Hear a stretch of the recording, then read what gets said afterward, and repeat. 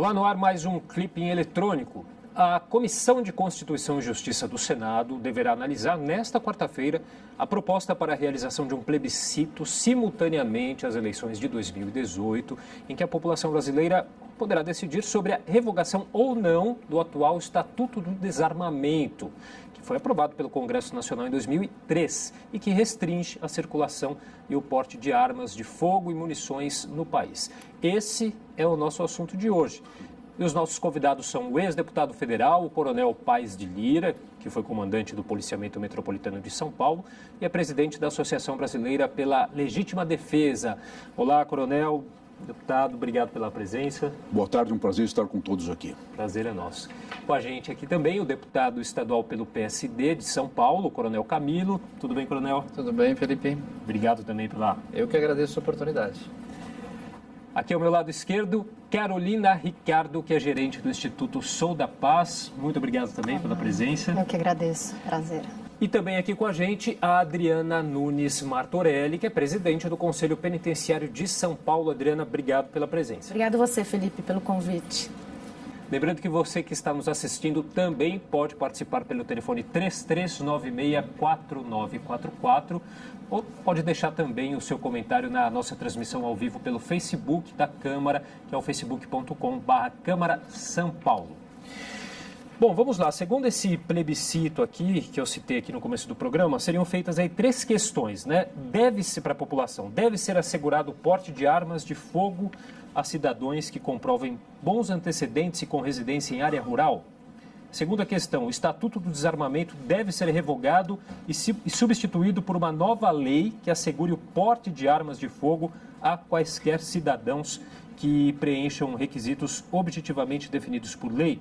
E a terceira pergunta, que é praticamente idêntica à primeira, que apenas substitui o termo porte por posse de armas. E aí essa primeira questão que eu deixo aqui em aberto para vocês. Qual que é essa diferença de ter a posse e ter o porte de armas?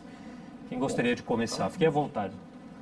Posse é a autorização legal para ter a arma em casa ou em domicílio, no local de trabalho de que a pessoa seja titular. A posse não permite o porte. Porte é a autorização legal para conduzir arma à via pública, portá-la efetivamente junto ao corpo. Então, as perguntas, na verdade, têm uma diferença substancial. Sem dúvida. Bom, eu também queria comentar só sobre essa... Primeiro que eu gostaria de deixar bem claro, né? Eu não chamo de Estatuto do Desarmamento, né? Eu acho que agora nós temos uma lei de controle de armas, né? Ela já deixou o Estatuto do Desarmamento lá atrás, quando se fez o plebiscito para ver se isso seria ou não desarmar a população naquele momento. Então, acho que hoje nós temos uma lei de controle de armas aqui que regra a utilização das armas, né? Eu acho que é importante a gente permitir, não tenha dúvida nenhuma, a posse de armas aí para o pessoal que mora em área rural. E eu não conheço todos os requisitos que foram colocados, mas eu acredito que falte um lá, que é exatamente, tem que ser explicada a necessidade do porte da arma, né? Por quem quer que seja o porte, seja a posse. Então, acho que além de ter aí a habilidade, de ter, né? E pelo que eu andei lendo, nesses requisitos não estaria aqui, né? O comandante pode até me corrigir, mas não estaria aqui a necessidade de provar que ele precisa da arma, né? E aí é o que eu vejo aí de diferente nessa discussão. E quais são os critérios aí que devem ser adotados, observados, né? Para que uma pessoa tenha o porte de armas hoje? E como que deve ficar caso esse estatuto seja revogado? Acho que falando especificamente da revogação do Estatuto do Desarmamento, né, a grande diferença que traz o PL 3722 é a possibilidade de voltar, o porte voltar a ser permitido, né, de uma forma geral, né? Então, muda a idade mínima, hoje é 21 para 25, mudam alguns critérios, né? E acho que nessa discussão da política de controle de armas, como o coronel Camilo traz, quer dizer, a gente não está dizendo aqui queremos desarmar o cidadão de bem. A gente quer regular o uso da arma de fogo, né? E o porte talvez seja o fator mais sensível, porque justamente o porte é aquilo, como o Coronel Paes de Lídia já disse, que permite que as pessoas andem armadas nas ruas. E aí, quando a gente analisa o perfil dos homicídios que eram cometidos alguns anos atrás, mas que seguem sendo cometidos hoje, não só no Brasil, como em outros países, a presença da arma de fogo torna esses conflitos muito mais letais. Então, acho que falar de uma política de controle de armas é muito mais correto, e regular o porte, manter os critérios atuais, restringindo mais o porte, é fundamental para a gente garantir o menor número de armas circulando entre as pessoas na rua, no dia a dia, né? Adriana, você concorda também? Eu concordo totalmente com a Carolina, muito obrigada pelo convite. Veja, a campanha do desarmamento, quando ela emergiu, havia uma necessidade emergente justamente em razão da letalidade do uso de armas de fogo no meio social, né? Se vocês analisarem os dados do IPEA, que foi publicado agora, recentemente, o número de mortalidade causada por arma de fogo é altíssimo, né? E, infelizmente, a maior parte das vítimas são justamente os jovens entre 18 e 24 anos, né? E também adolescentes de 12 a 18 anos. Este é o recorte significativo do número de vítimas que nós temos apontado pelo IPEA em razão da letalidade de armas de fogo. A maior parte dos homicídios são causados por armas de fogo. Então, assim, nós sabemos que, mesmo com a campanha do desarmamento, que teve muito mais uma conotação, além de ser um impeditivo legal de aquisição de arma por parte de qualquer pessoa, ela teve também um trabalho de conscientização da necessidade de se avaliar o perfil da pessoa que porta e que tem a posse da arma. Não é? O impacto que teve no que diz respeito à educação para a paz, que era esse o nosso objetivo à época, em especial, justamente em razão da letalidade de armas de fogo, e principalmente da violência policial e o armamento da população sendo um significativo aumento no conflito, nessas trocas de tiro, especialmente em áreas de vulnerabilidade social, é que a ideia de você ter uma sociedade pacífica significou para a comunidade, muitas pessoas que tinham armas em casa, elas se sentiram imbuídas a devolver, a entregar essas armas. Justamente em nome daquilo que nós entendemos que é a paz social, deixando para aqueles que são habilitados e que têm delegação oficial, que são as pessoas que atuam na segurança pública, que nós supomos que sejam pessoas capacitadas e treinadas e que tenham um armamento condizente com a atuação policial e que também tenham o controle da própria instituição para fazê-lo, em que pese as lacunas que existem nessa utilização da força policial muitas vezes em relação à arma, para que a sociedade civil baixasse a guarda e entregasse para o Estado esse poder de exercer a segurança. Então, assim, o que estava por trás da ideia da discussão de uma sociedade pacifista e da campanha de desarmamento, fazendo com que as pessoas que mantinham armas e que, portanto, era uma situação irregular, pudessem se legalizar, pudessem devolver suas armas e delegar para o Estado, que é um papel do Estado, foi basicamente o que moveu, ao que me lembro, a minha memória atuando nessa campanha na época. E o que me preocupa é que, na verdade, nós estamos agora retomando o sistema de justiça criminal como a única resposta para os conflitos sociais, né? Quer dizer, a força contundente do Estado, com a sua força aprisionadora como a principal força para lidar com os conflitos sociais, e, em contrapartida, essa vitimização que se faz da sociedade civil diante da violência, da cultura da violência, é um discurso que legitima as ações de violência na sociedade, quer dizer, a cultura da violência, ela passa a justificar o fato de que, então, nós teremos cidadãos armados. Eu acabei agora pegando a carona do veículo do Conselho Penitenciário em frente a um stand de aula de tiro e tinham várias pessoas passando e, olha, aqui tem um stand de tiro, eu vou vir aqui ver o preço. Vários, ali eu estava na porta guardando a viatura. Significa que as pessoas já estão ávidas por deterem elas próprias as suas armas, justamente porque reconhecem a falência absoluta do Estado para lhes garantir a segurança. Isso é lamentável. Eu, particularmente, estou muito preocupada com o discurso que envolve essa regularização do porte e posse das armas. Acho que essa é a frase que a gente mais ouviu em torno de toda essa polêmica, né? Que a população pergunta, mas vai me desarmar, mas o bandido continua armado, né? Então, esse é o medo da população. Eu esclareci o que é posse em relação ao porte, mas não me manifestei sobre o valor da iniciativa. vamos deixar bem claro, para começar, que essa proposta de plebiscito não é do agrado daqueles que militam na Associação Brasileira pela Legítima Defesa. Simplesmente porque o povo decidiu em referendo em 2005 que deveria ser permitido o direito de legítima defesa pela manutenção da permissão de comércio de armas de fogo e de munição no país. E não acreditamos na panaceia do Estatuto do Desarmamento como vacina social para curar a violência, porque não curou, simplesmente. A vacina foi aplicada em 2003 e os índices de homicídios dolosos só sobem, sobem e sobem. Basta ver os estudos aqui citados mesmo, o famoso mapa da violência, os estudos do IPEA, a mostrar mais de que 60 mil homicídios dolosos por ano no país, quando a vacina social, que deveria, portanto, provocar uma inflexão brusca, importante, mensurável por dados pesados desde lá para o controle da violência, principalmente a violência letal, dos homicídios dolosos, não funcionou, simplesmente. E mesmo essa proposta de plebiscito, com a qual não concordamos, porque o povo já falou, não trata de dizer, não, acabou, as portas estão arrombadas. Não, a pergunta é sua substituição, revogação, porém, sua substituição por uma lei consentânea com decisão popular em referendo de 2005. Existe uma outra proposta similar a essa, também de plebiscito, que se resume à segunda pergunta. Ela vai mais ao foco da verdadeira questão. E existem vários outros projetos, e existem também iniciativas em termos de projetos de lei, no sentido de reformar o Estatuto do Desarmamento. Todas elas, pela necessidade que o parlamentar tem de, digamos assim, colocar o produto do seu trabalho no meio social, falam que se referem a revogar o Estatuto do Desarmamento. Não é verdade, não é verdade. São projetos que visam a substituir o Estatuto do Desarmamento por legislações, por algum tipo de lei, mais consentânea com a decisão popular do referendo de 2005. Eu me refiro especialmente ao projeto de lei 3.722 de 2012, o famoso projeto Peninha, com o relatório substitutivo de Laudívio de Carvalho de Minas Gerais.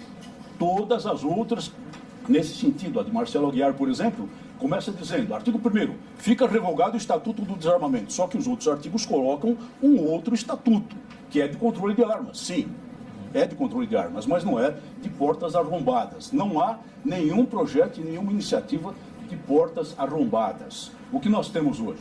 Nós temos o Estatuto do Desarmamento, sim, porque é uma lei que aparentemente declara o direito à posse de armas e raramente, em circunstâncias muito mais específicas, o direito ao porte de armas, desde que cumpridos requisitos legais. De modo legal, de modo geral, para que uma pessoa possa adquirir e ter em casa, no lar, no domicílio, uma arma de fogo, pelo menos ela tem que passar por 3 grandes filtros. O primeiro deles é o de provar que não tem antecedente criminal de espécie nenhuma. O segundo deles é de provar que tem aptidão psicológica para o emprego, para o uso de uma arma de fogo. E o terceiro é que tem aptidão técnica para o emprego dessa mesma arma de fogo. No mínimo, 3 grandes filtros que, na verdade, estão presentes em todas as outras propostas legislativas em discussão, incluindo a abertura desse plebiscito, que seria a sua substituição por uma lei. Não o arrombamento das portas, mas a substituição por uma lei. E o país precisa, sim, de uma lei mais consentânea com a decisão do referendo popular de 2005, que foi uma decisão democrática em termos de democracia direta, que se sobrepõe, portanto, a qualquer espécie de iniciativa parlamentar.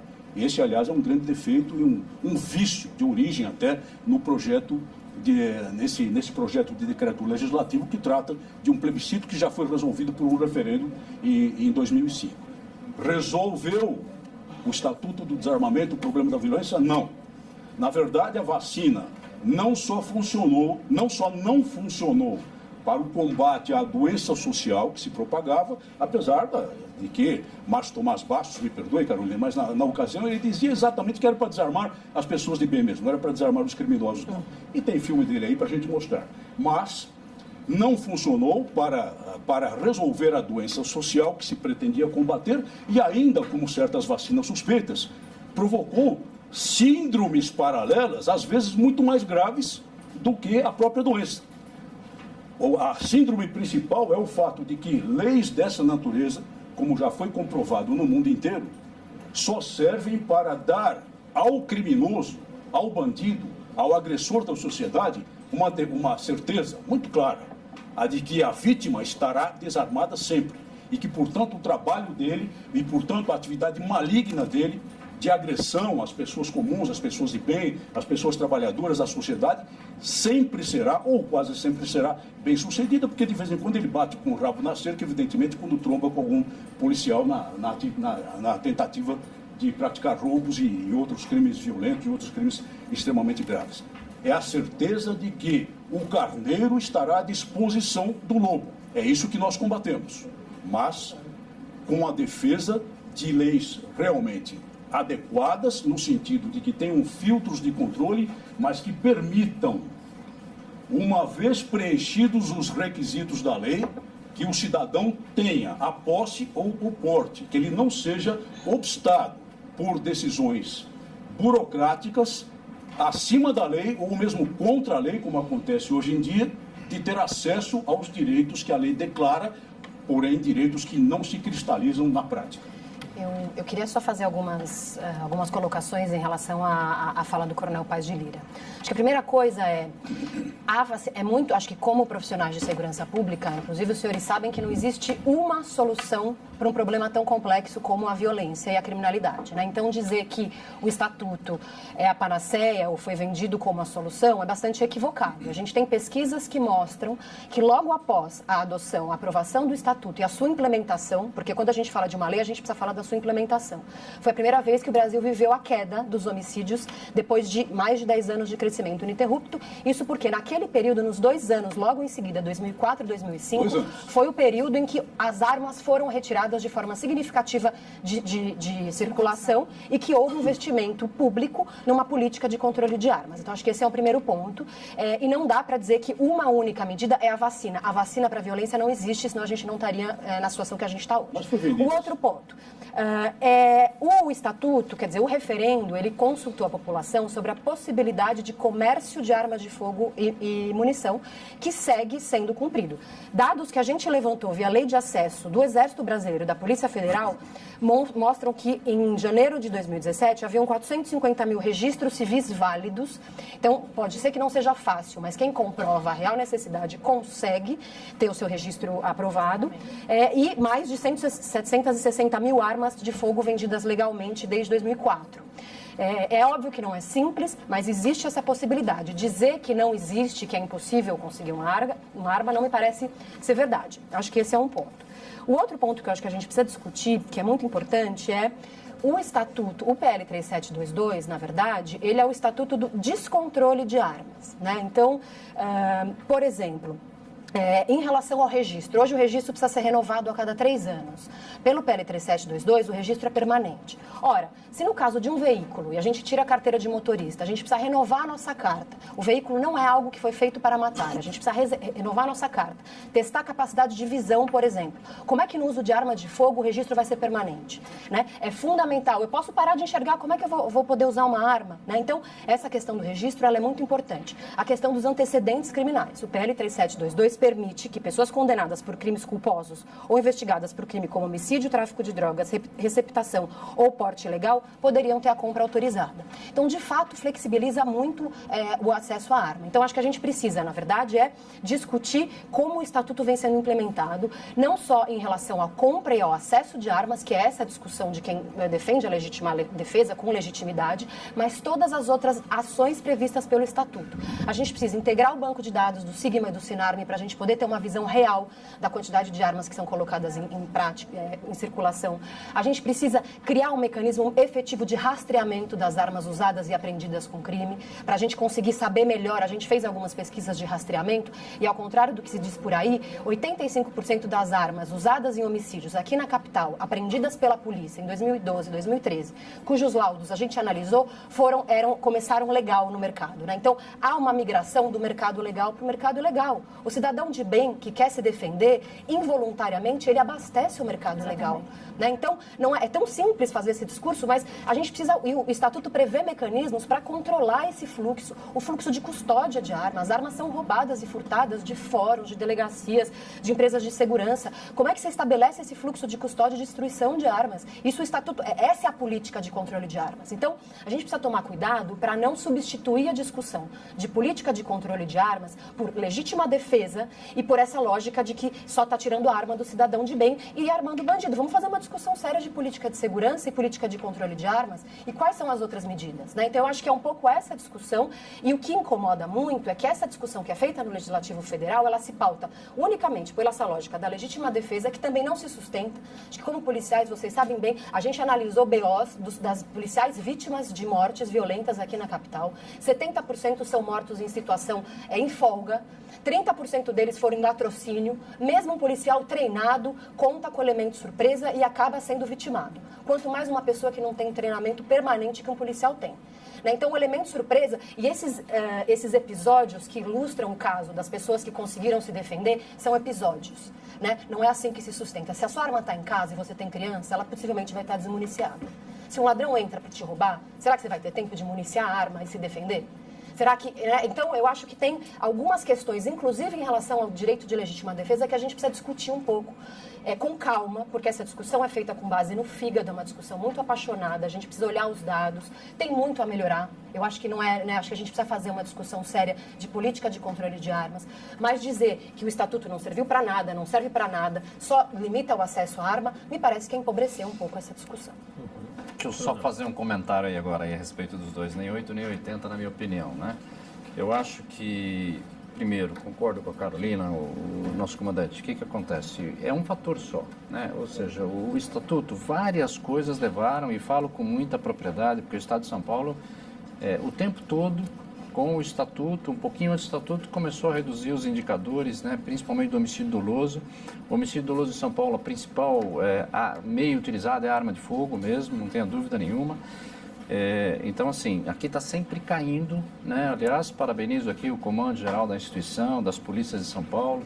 Foi divulgado essa semana aí, né? Há 2 dias, 7,5, 7,6 por 100 mil habitantes no estado. Na capital está 6 por 100 mil habitantes, né? 6 homicídios dolosos por 100 mil habitantes. Então, continua caindo. Só São Paulo. Só São Paulo. O resto do Brasil precisa trabalhar. Agora, comandante, vários fatores caminharam para isso. E na minha visão, como profissional de polícia, o Estatuto do Desarmamento, que eu volto a insistir, para mim é a lei de controle de armas, ajudou. Como diz que denúncia ajudou, mas eu defendo como a principal causa da queda dos homicídios de São Paulo o trabalho da polícia, o serviço de inteligência, polícia comunitária, ligação com a população, os consegues, vizinhança se cuidando, isso que fez resultado de São Paulo. Mas, em referente ao Estatuto, eu defendo que o Estatuto ele tem que sofrer algumas alterações. Não concordo com algumas alterações que já foram feitas, por exemplo, passar de 5 para 10 anos a habilidade. A gente sabe disso, eu concordo também nesse aspecto com a Carolina, ou seja, o registro, Carolina, até poderia ter. Agora, eu não posso ficar, quem tem o porte, por exemplo, não pode ficar 10 anos aí de novo para fazer um teste para ver se ele pode, né? No próprio armamento, a gente sabe disso. Eu, como profissional de segurança que já estou afastado, uma vez por ano eu vou fazer o treinamento de novo, eu vou ver se estou apto. Eu, como policial militar, tenho que fazer isso. Então, eu não concordo nessa extensão muito grande aí, de olha, só vai fazer daqui 10 anos, né? E concordo com a flexibilização. Eu fui contra a ideia inicial de desarmar todo mundo.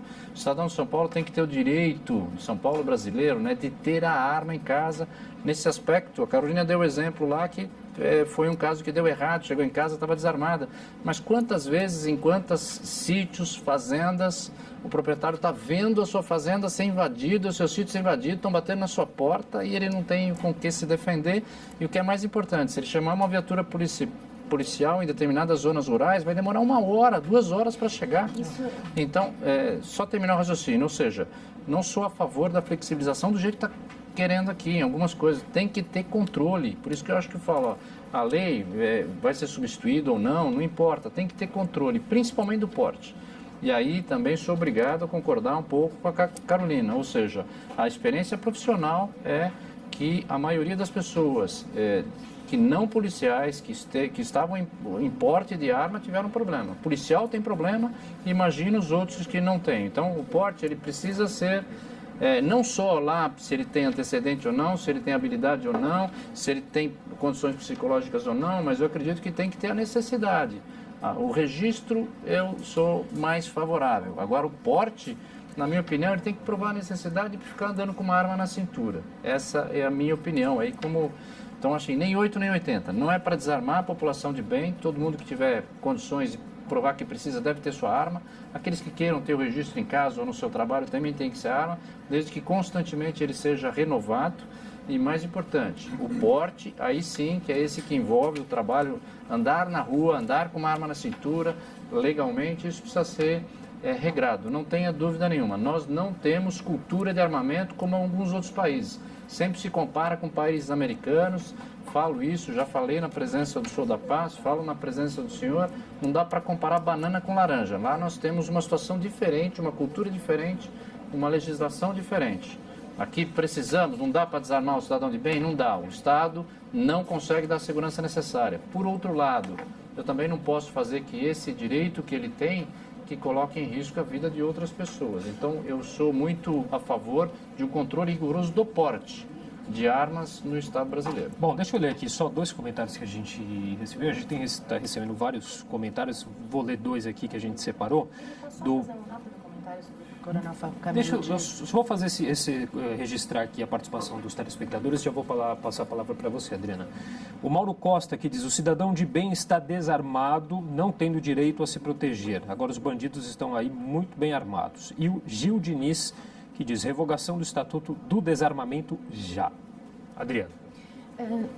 Ele mencionou, o senhor mencionou, que é justamente a minha preocupação, né? Veja, existe uma lacuna do Estado no que diz respeito à oferta de segurança pública, né? As forças de segurança hoje, no país inteiro, assim como todos os outros setores, né? Enfim, passam por uma crise de investimentos. Então, assim, a gente não tem investimentos necessários na polícia científica, a gente não tem investimento nas delegacias de polícia que não dispõem de viaturas, não dispõem de papel, não dispõem do número necessário de delegados de polícia, de escrivãos. A polícia militar, ela tem uma defasagem importante. Recentemente, não recentemente, mas já há mais de um ano, e isso é recente para a história do país, se assinou um novo convênio com a administração penitenciária para voltar a polícia militar a fazer escolta dos presos, coisa que, em razão da criação da carreira dos agentes de escolta e vigilância penitenciária, já não era mais necessário. A criação dessa carreira devolveu 4 mil homens da Polícia Militar, na gestão do Dr. Nagashi Furukawa, o senhor deve se lembrar bem disso. Ou seja, quando o nosso Estado começava a acenar, né, com o fortalecimento das forças de segurança, que são necessárias, obviamente, tanto a Polícia Militar quanto a Polícia Civil, cada qual na sua seara de atuação, isso tem que ser bem claro e bem dividido. Diante dessa ausência total de discussão de políticas de desenvolvimento social, nós temos um Estado enfraquecido e que me parece, na fala do senhor me comprova isso, que quando você pensa em armar o cidadão, porque ele precisa exercer o seu direito de defesa, né, porque a polícia demora para chegar, você delega para o cidadão uma responsabilidade que não é dele, que ele não está habilitado para exercer.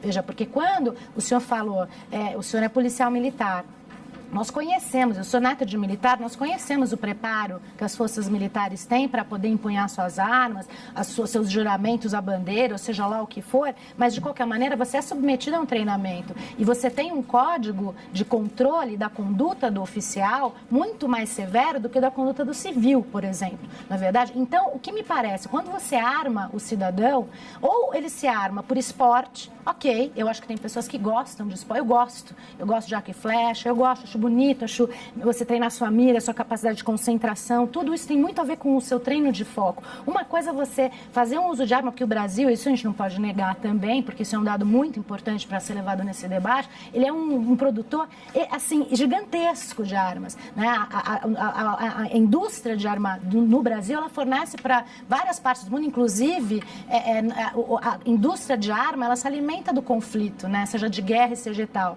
E no que diz respeito ao conflito de guerra, guerra, nós matamos mais aqui por armas de fogo do que os conflitos de guerra que nós está nos chocando a todos de ver na Síria, na Líbia, enfim. A gente tem um número de mortes causado pelo uso de arma indevido, regulado ou não regulado, armas que são adquiridas legalmente, que se tornam ilegais justamente pela falta de sistema de controle. E tudo isso mostra o quê? Uma total deficiência do sistema de segurança que está implementado no nosso Estado. Então, acho que a pauta hoje, se o senhor me permite, era justamente pelo fortalecimento das forças de segurança para que elas se tornassem cada vez mais aptas, psiquicamente aptas, tecnicamente aptas, porque o uso da arma, ele não tem volta. Ninguém tem uma arma se não pretende atirar. Seja atirar num alvo fictício, seja atirar no outro. Não há... E é essa a minha preocupação, porque quando a gente vê uma explosão de violência, né, e o crime organizado ganhando cada vez mais espaço e tornando legais as suas ilegalidades, que é assim que funciona, o mercado de armas faz parte disso, a gente não pode ser ingênuo de imaginar que esse discurso, essa conversa, esse convencimento da sociedade civil de que ela vai se sentir mais segura se ela estiver embaixo do seu travesseiro uma arma totalmente preparada para ela atirar na primeira sombra que aparece. Como que você controla a psique dessas pessoas? Os conflitos familiares. Só complementando a sua questão, já deixando a pergunta em aberto, essa possível revogação, ela acaba eximindo de alguma Não, você continua sendo homicida se você atirar. Do Estado Não, pela segurança? Não, mas, Adriana, você continua sendo homicida se você atirar. Você não vai ter a isenção que você teria se você tivesse, por exemplo, no exercício do exercício legal da sua atividade profissional. Isso nunca acontecerá. Mas o número de homicídios vai aumentar, eu posso lhe garantir. Ao você deixar de tutelar as pessoas, porque a sua tese é da tutela. Ao você deixar de tutelar as pessoas, elas vão se desenvolver. E nesse sentido, eu discordo do argumento do Como assim se desenvolver? Elas vão desenvolver condutas como acontece em outros países fortemente armados. A que preço? A um preço que pode ser até um preço muito menor do que temos hoje. Porque hoje o que nós temos é uma curva exponencial de crescimento de homicídios dolosos, apesar do desarmamento imposto ao país, ponto final. Essa é a realidade. A polícia civil outro dia. Experimentar. Eu só quero fazer uma observação sobre isso. É preciso experimentar socialmente, sim. Então, se vamos experimentar socialmente, vamos experimentar pelo outro lado. Pelo outro lado. E esperar que funcione como funciona em outras nações fortemente armadas. Vamos só citar o exemplo da Suíça, por exemplo, armada até os dentes. Em todos os lados existem armas de fogo e armas Mas existe armas a automáticas. eclosão dos conflitos que nós temos aqui. Sim, por quê? Porque o brasileirinho não presta, né? O brasileirinho, ele não tem condição de se desenvolver. Não é isso, Mas ninguém vai se desenvolver com uma arma na mão. Você vai desenvolver o número de homicídios aumentado. É preciso que as pessoas deixem de ser tuteladas e é preciso que elas aprendam a cuidar da sua responsabilidade. Sempre liberdade com responsabilidade na forma da lei. E é claro que a Constituição da República, no artigo 144, diz que a segurança pública é responsabilidade do Estado, mas não exclui a participação do indivíduo. O Estatuto da Cidade obriga pelos diretores, a gente vê a decadência dos planos diretores da organização dos municípios. A gente não consegue discutir uma política social, vai achar que o ser humano vai se melhorar, se desenvolver com uma arma na mão? Adriana, vamos lá. Eu queria discordar e, primeiro, pessoal, sinto muito, Adriana, mas quando eu falei que o Estado não é capaz de dar segurança em alguns momentos, ele não é mesmo, né? É mesmo. E aí o que acontece? Eu não posso deixar também que o cidadão possa fazer isso por ele só, ou seja, por si só. Então eu volto a falar, eu defendo que quem tenha necessidade de ter uma arma na sua residência, no seu ambiente rural, no seu trabalho, tenha. Ponto. E essa necessidade vai ser avaliada como? Essa necessidade precisa ser avaliada por índices criminais, por qualquer... Tanto é que eu não sou a favor só dos 3 critérios.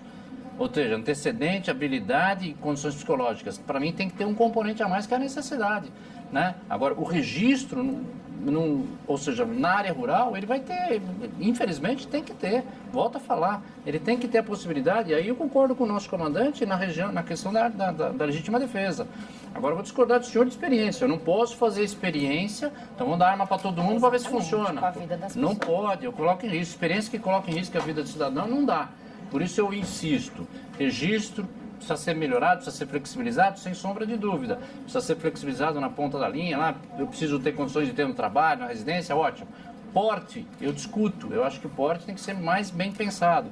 A lei que existe aí, volto a falar, para mim é uma lei de controle de armas. Tem que ter a lei de controle de armas. Se eu deixar todo mundo andar com uma arma na cintura, e comandante, me desculpe mais uma vez, não dá para comparar Brasil com Suíça, por 2 motivos. A cultura brasileira e, segundo, as leis brasileiras. As leis aqui são totalmente paternalistas do infrator. As leis são frágeis, são mal aplicadas, a dosimetria normalmente é mal utilizada. Falo isso para quem quiser, isso eu senti na pele como profissional de polícia, ou seja, existe aqui uma predisposição, eu estou sendo bem honesto com vocês, a favor do infrator da lei. Então também não posso, por esse motivo, não posso deixar que o cidadão que precise tenha a sua arma. Sou a favor. Não sou contra a abertura do jeito que estão querendo fazer, de forma muito, assim, não precisa provar se tem necessidade ou não, pode ter uma arma. Não é assim. É porque um direito ter uma arma não é um bem comum. A arma é um instrumento para matar alguém. Bom, deixa eu passar a palavra para a Carolina, que ainda não se manifestou sobre essa questão. Só ler rapidinho aqui um comentário, as opiniões são controversas aqui. A participação do Vando Mota Rodrigues, que diz: o Estado tem o dever de proteger o cidadão, não é armando a população que vai resolver o problema, mas sim piorar. Carolina, por favor. Eu queria fazer 3 pontos. Acho que a primeira coisa, dialogando com o Coronel Paz de Lira, eu ouço muito esse argumento de quem defende a legítima defesa, essa questão do direito individual e a falta de maturidade do brasileiro. E muitas vezes eu vejo uma falta de consistência nesse argumento, por quê? E aí é uma pergunta, né? Quando a gente fala de outros direitos individuais, que também são alvos de política pública, como, por exemplo, direitos sexuais e reprodutivos, direitos à política de drogas, que pressupõe que países desenvolvidos fazem escolhas de apostar no indivíduo como liberar, eu não sou a favor de nenhuma dessas coisas, não é isso que eu estou dizendo, é só o paralelo com o direito individual. Direito ao aborto, né, por exemplo, direito ao uso, a consumir, descriminalização do uso de drogas. Eu vejo muito quem defende esse direito individual não defender os outros e nem se abrir para essa discussão. Então, eu queria ouvi-lo um pouco sobre isso, mas antes queria fazer 2 outras considerações. Uma mesmo em países, então, ditos desenvolvidos, em que há esse avanço em relação ao direito individual, embora eu acho que o paralelo não se sustente, mas acho que é bom ilustrar, como, por exemplo, os Estados Unidos, quando a gente olha para cada homicídio justificável, né, que eles chamam lá, fiable, que é no caso do homicídio de um criminoso, são cometidos 34 homicídios interpessoais, né, e 78 suicídios. Né? Então, mesmo em países em que há esse direito, o uso da arma para vencer de fato o criminoso, ele é muito menor do que em conflitos interpessoais e no caso de suicídio. Então, esse é um outro ponto. E outra coisa que eu queria discutir é quando a gente olha o nosso parlamento, e aí acho que é um debate crítico, no que diz respeito à política pública de segurança, a produção legislativa ainda é muito pobre. Ainda que, por exemplo, no campo estadual ainda haja pouco espaço para propor, né? No campo, quando a gente olha, a gente fez uma análise dos projetos legislativos no nível federal e tem uma discussão policial, que é importante, mas que acaba sendo majoritariamente corporativa, propostas de lei para defender o que é legítimo, mas, né? Ou em relação ao controle de armas, alguma questão de endurecimento penal, que é importante essa discussão, mas você tem poucas coisas sobre sistema único de segurança, produção de estatística criminal, marco federativo de segurança pública. Então, a minha pergunta é, no campo legislativo, quem defende, e aí a arma, o desarmamento, né, a raiva ao estatuto, que é muito forte, não estou dizendo isso do senhor não, mas os debates ganham uma força, né, e a gente deixa de discutir política pública de segurança. E eu acho que esse é o ponto. O Brasil precisa discutir de forma séria política de segurança, controle de armas é um aspecto, e a revogação do estatuto não pode ser o substituto a essa discussão que o Brasil carece. Enquanto a gente não avançar, a gente vai continuar tendo 61 mil pessoas mortas por ano. Bom, gente, nosso tempo está chegando ao final. Eu vou abrir espaço aqui para uma consideração final rápida, por gentileza. Vamos começar aqui pela Adriana, então. Já aproveito para agradecer a participação. Voa, né? Passa rápido. Bom, o que eu posso deixar registrado desse... Carolina me deu um espaço para uma resposta Na enorme consideração aqui. final, senhor... Eu faço a minha consideração, se o senhor quiser. Eu não faço a minha, o senhor responde. Não precisa. Vamos lá. Enfim, eu confesso que eu estou cada vez mais estarrecida, até por causa desse discurso de que a cada vez se aumentam as garantias dos criminosos, quando na verdade no próprio âmbito legislativo federal, desde promulgada a República, foram 77 projetos de lei criminalizando condutas, né? E cada vez a gente vê estatutos penais mais e mais que tipificam cada vez mais condutas, não é? A gente percebe um posicionamento, uma ausência de aplicação das garantias constitucionais no âmbito do Poder Judiciário. A gente acha que o Brasil é o país da impunidade, o que é uma controvérsia, né? Porque, afinal, a gente é a quarta maior população prisional do mundo. Né? Então, nós prendemos. Talvez não prendamos as pessoas certas, mas nós prendemos. E homicídio é o terceiro delito mais praticado, depois do tráfico e do roubo. Não é o latrocínio, é tráfico, roubo e homicídio. Não é? Por quê? Por causa da circulação de armas. As armas matam. E o que vai acontecer é que quanto mais... Então, as armas matam por meio de pessoas. Quanto mais pessoas armadas, mais mortes serão causadas. Esse é enfim, o meu recado final para que se pense de modo mais profundo numa situação como essa, porque não vai ter fiscalização suficiente que dê conta de avaliar se a pessoa tem condições psíquicas e técnicas para portar uma arma. Tá certo, vamos lá, Carolina, rapidinho. Eu acho que é só dizer, não dá para substituir a discussão de uma política de segurança pública séria pela discussão de revogação do Estatuto do Desarmamento. Enquanto a gente for assim, a gente vai seguir muito mal no nosso país. Coronel Camilo. Bom, deixo claro aqui que precisa ter uma lei de controle de armas. Ela precisa ser um pouco mais flexível para quem precise ter uma arma para poder se defender, tenha. E o contrário é verdadeiro, que aqueles que não tenham necessidade de portar uma arma, que eles não aportem para não causar um problema mais sério para a sociedade. E mais uma coisa, né? Os homicídios em São Paulo, eles não são por causa das armas. Não falam em São Paulo, no Brasil. No Brasil inteiro, eles não são por causa das armas. A arma é o meio. Normalmente os homicídios é droga, álcool, é rixa, é outra coisa. As armas, elas são só o meio com que isso é feito, né? Então, discordo um pouquinho de falar das armas como responsável pelas mortes. Tá certo, obrigado, Coronel Camilo. Coronel Paes de Lira. As armas são instrumentos inertes, nada mais do que isso. As pessoas é que matam pessoas e elas, para matar, utilizam qualquer instrumento. Por exemplo, homicídios contra mulheres no Brasil. Estatística do mapa da violência. Mais de metade, praticado com outros instrumentos que não arma de fogo. Artigo 5º da Constituição da República declara certos direitos inalienáveis. O principal deles, o direito à vida. É nesse que nós nos focamos, na Associação Brasileira pela Legítima Defesa. Não havendo condições de defesa desses direitos, eles não passam de letra morta. Existe o dispositivo de segurança pública, artigo 144, que sim, estabelece como responsabilidade do Estado, mas não exclui os indivíduos da participação nessa responsabilidade. Portanto, armar pessoas de bem significa aquilo que está no estudo de John Lott. Mais armas em mãos de pessoas de bem, menos crimes e não mais crimes. Tá bom, Coronel Paes de Lira, agradeço também, agradeço a todos vocês mais uma vez pela participação, a todos que mandaram aqui comentários, perguntas, não deu tempo de ler a todos, mas mesmo assim, muito obrigado. O clipe eletrônico de hoje vai ficando por aqui, até o próximo programa, TV Câmara São Paulo, a política da cidade passa por aqui.